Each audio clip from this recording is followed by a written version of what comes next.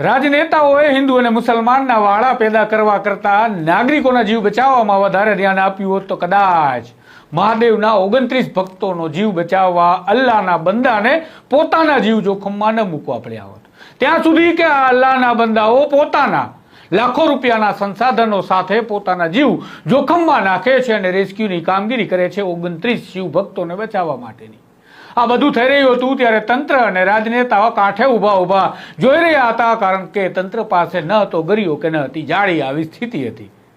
આ સમયે સ્થાનિક મુસલમાન બંધુઓને માહિતી મળે છે કે ધસમસતા પાણીના પ્રવાહમાં 29 લોકોની બસ ફસાઈ છે. નદીમાં આ બસ ફસડાઈ ગઈ છે અને જીવ બચાવવો જરૂરી છે. આ માહિતી મળતાની સાથે જ આ અલ્લાહના બંદાઓ પોતાના દીકરાને દવાખાનામાં છોડી અને રેસ્ક્યુ ઓપરેશન ચલાવવા ઘટના સ્થળે પહોંચે છે. ત્યાં સુધી કે તંત્રની વાત કરીએ તો તંત્ર પાસે તો સારી કહેવા